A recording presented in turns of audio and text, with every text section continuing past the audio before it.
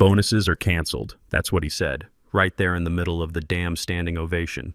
We were still passing around cold pizza and half-warm beer from the break room fridge. Everybody riding high because we just obliterated our Q3 targets. I mean 285% over forecast. Not 20%, not even 50%. 285%. You'd think we cured cancer with a spreadsheet the way that operations floor was glowing. My name's Garrison Wade. I'm 47 years old, and I've been running operations at Wade Industrial Solutions here in Houston for the past 15 years. Before that, I spent 12 years in the Navy handling logistics for carrier groups. So yeah, I know a thing or two about getting things done under pressure. My throat was raw from back-to-back calls closing that Fortune 100 account. My inbox was a murder scene of approved contracts and signed notifications. Even Flynn from procurement cracked a smile. And Flynn hasn't smiled since 2016 when his cat came back from the dead. Then in strolls Preston, khakis tighter than his budget, hair so aggressively gelled I swear it had its own zip code. No hello, no congrats, just that smug frat boy lean he does when he's about to say something monumentally stupid. He claps once. "Let's gather up," he chirps. "Need 5 minutes." We all go quiet. I already felt it in my stomach. The way you feel just before someone says we're pivoting or there's been a restructure. You know, corporate doom music. He stands there all dead eyes and phony humility and says, "You guys crushed it." "No, really, you crushed it. That's why we're canceling Q3 bonuses." The room died. He did that thing where he tries to look philosophical, like he's delivering wisdom passed down by Steve Jobs and Gandhi at brunch. We're raising the bar. This isn't about incentives. This is about culture, excellence. You already proved you can do it. So now try harder. People didn't move, didn't breathe. Paige from marketing blinked like she forgot how. And I saw Brock, bless his middle management heart, open and close his mouth 3 times like a trout trying to pronounce WTF. I didn't say a word. Not yet. Just watched him standing there with that little shark tooth smile like he just outsmarted a whole room of seasoned professionals. His loafers probably cost more than our department's coffee budget, and he wore them like they gave him authority, like he earned something. I sipped my coffee, burned my tongue, didn't care. Then I smiled just once. Not wide. The kind of smile you give when the wheels have already been turning for weeks, maybe months, and someone just handed you the last bolt to tighten the trap. I stood up, walked over, leaned in like I was going to offer a polite counterpoint, some HR-friendly rebuttal about morale and compensation parity. Instead, I just said, "Conference room. 5 minutes." He blinked, confused. "Bring your laptop," I added, already walking away. Behind me, the room stayed dead silent except for the distinct sound of his ego inflating. I didn't need to yell, didn't need to get angry. Not yet, because this wasn't about bonuses. This was about legacy, power, and Preston. Poor, sweet, nepotism-soaked Preston had no idea what was waiting for him behind that glass door. 6 months earlier, Preston arrived like a champagne cork at a funeral. Loud, unnecessary, and bound to make a mess. The founder, his uncle Shane Blackwell, had just announced he was taking a step back. "Nothing serious, just a minor health issue, stress-related," he said over Zoom while noticeably wheezing into a portable oxygen tank. Then came the kicker. "I'm having my nephew Preston shadow senior leadership while I'm out. Just to observe, learn the ropes, observe." That was the plan.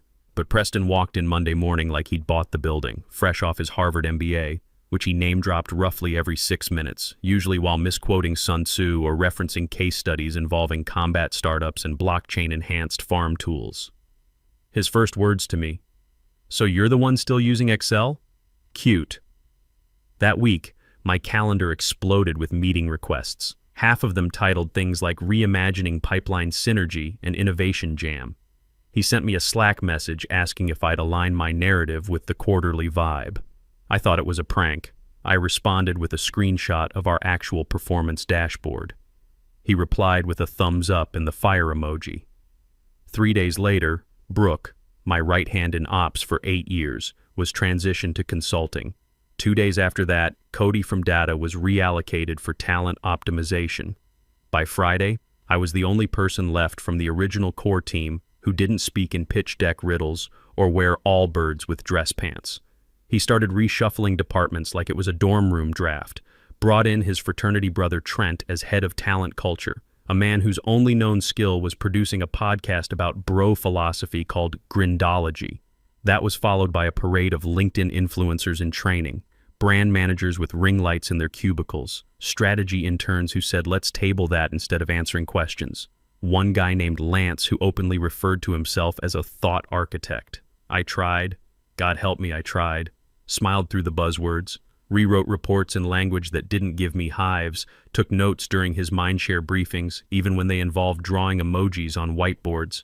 I had one job: keep the team functional, protect the systems we'd spent a decade building, do what veterans in corporate America have always done, hold the damn line while the toddlers play CEO. Then came the pitch, that Fortune 100 deal. I worked on that strategy deck for 2 months straight. Nights, weekends, hell, I outlined half of it on a plane using the back of a SkyMall catalog because my laptop died and the hotel Wi-Fi was a myth. The deal was complex, multi-tiered, required actual math and industry context. I briefed Preston, prepared him with a one-pager and 3 rehearsals. He mostly nodded and asked if we could make the font sexier. He walked into the pitch like he was auditioning for Shark Tank, waving his arms and saying things like agility verticals and cross-pollinated deliverables. I cringed so hard I nearly turned inside out. Somehow, by sheer force of market timing and the fact that my numbers spoke louder than his nonsense, we landed the client. Next morning, company-wide email from Preston. Subject line, victory lap. First sentence, proud to share the success of my Q3 strategy pivot. My name wasn't mentioned once. I stared at the screen so long I started seeing blood vessels in the corners. But I didn't reply, didn't scream, didn't even leak it to internal Slack like I wanted to, because the clause was still sitting in my drawer, a relic from 15 years ago, buried in a legal appendix no one bothered to read. A clause that didn't care about Harvard or titles or nephews with good hair and empty heads. I printed it out, highlighted it, and I waited. Let him build his little empire on borrowed bricks. He thought he was climbing a ladder, but the higher he went, the more brittle the rungs became. And me? I wasn't even climbing anymore. I was building the trap at the top. It was late. The kind of late where the janitor's playlist becomes the only thing keeping you company, and even the printer sounds lonely. I was the last one in the office again. My screen glowed with the quarterly numbers, still fresh off the finance team's final tally. The total revenue line blinked back at me like it knew something. 285%. We hadn't just hit our target. We obliterated it, buried it in the backyard, and built a Whole Foods on top. Every projection, every stretch goal, every padded optimism from marketing, obliterated. The client Preston had pretended to woo. They weren't just on board. They were doubling down with expansion budgets already pending. Our forecast was $2.2 million. Final tally, $6.3 million. My hands hovered over the keyboard, not from fatigue, but from memory. 15 years ago, I signed my hiring agreement in the same office. Back when Shane still made eye contact, still cared about coffee chats and not just exit strategies. That contract was drafted during a different era, before the buzzwords, before the podcast bros, before the company decided culture could be bought with ping pong tables and beer fridges. I opened the folder from my personal drive, buried under NDAs, non-competes, and a laughably outdated code of conduct. I found it. The hiring agreement. Page 13, subsection D, footnote 3. If the quarterly KPIs for division operations exceed 275% of forecast under the direct operational leadership of Garrison Wade, he shall be granted immediate and temporary strategic override privileges, including but not limited to voting presence in executive-level decisions pending board ratification. Signed, dated, stamped by Shane himself.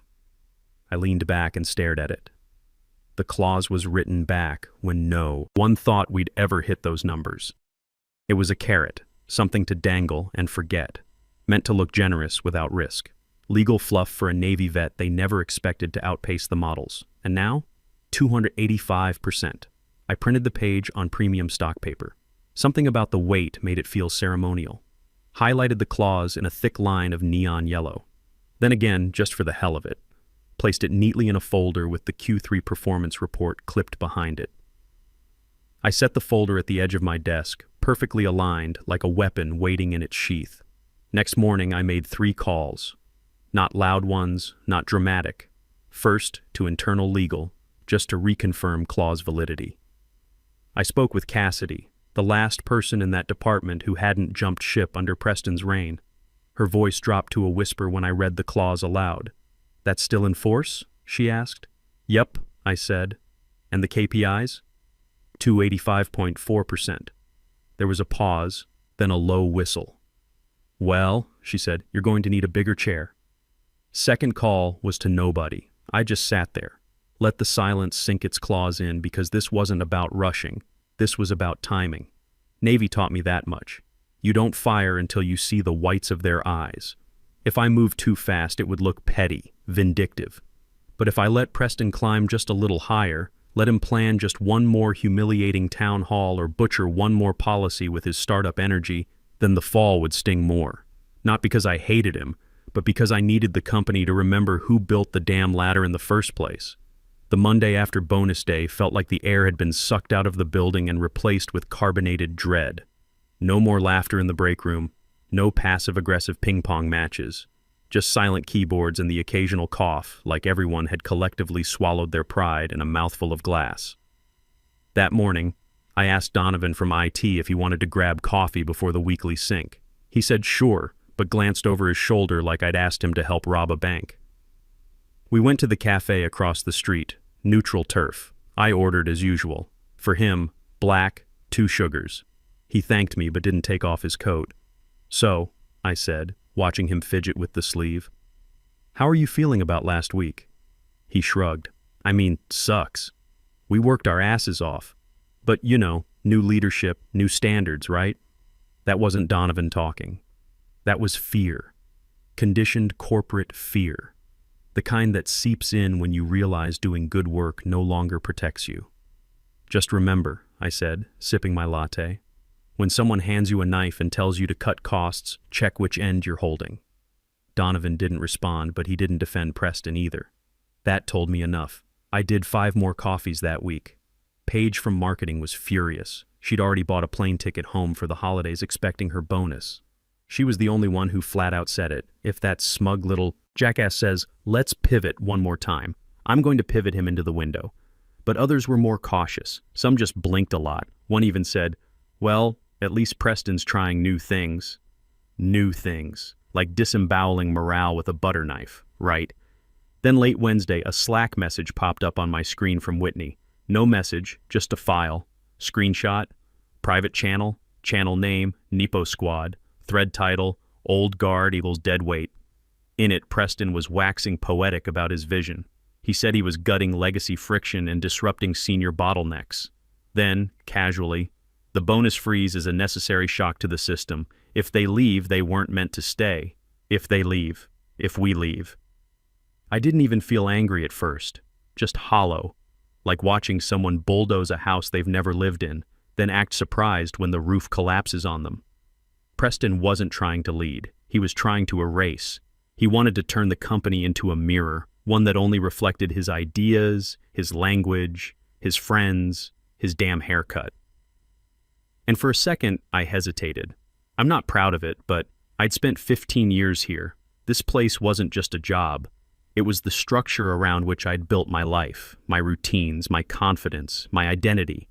And now this toddler in designer socks was rewriting the DNA. But then I remembered something from my Navy days. We had this saying, "The ship doesn't belong to the captain. The captain belongs to the ship." Preston thought he owned the vessel, but vessels outlast captains, always.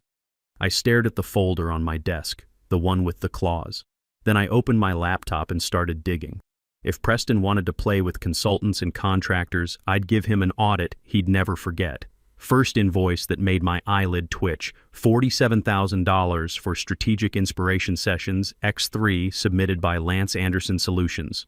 Lance, the thought architect from Preston's dorm who once spent an entire off-site retreat explaining how synergy is a spiritual state. The description line read, "Cross-functional unblocking, culture realignment, ideation, and proactive imagination scaffolding." Translation, he talked in circles for 3 hours and billed us more than our entire Q3 team building budget. And he wasn't the only one. There was a $38,000 charge for mindset recalibration, $29,000 for brand detox, and a bizarre $12,600 line labeled liquid brainstorming enhancement, which, as it turned out, was kombucha. I didn't get angry. I built a spreadsheet. Every padded invoice, every questionable retainer, every sudden vendor switch, Preston greenlit without so much as an RFP. I documented, cross-referenced, and flagged discrepancies in red. By the time I was done, it looked less like a financial report and more like a crime scene. Total waste in 6 months, $186,000. For a company that just canceled bonuses to raise the bar. Then I did what any good logistics officer would do. I planned the operation. That night I sent out an Outlook invite. Q3. Performance debrief. Strategic stakeholder review. Invitees. Preston, his inner circle, department heads, finance, and Shane looped in via video under the polite excuse of reviewing long-term incentives. Subject line neutral, agenda vague. I needed them all in one room. I needed him smug, comfortable, standing on a foundation he thought he'd built himself. Because when you pull the rug, you want the fall to echo. But more than that, I needed the witnesses. This wasn't just about me or my team's stolen bonus. This was about something bigger. Culture, legacy, respect. If Preston won, it wouldn't just be my name they'd forget. It would be every single person who came before him, who kept this company upright through recessions, layoffs, pandemics, and boardroom tantrums.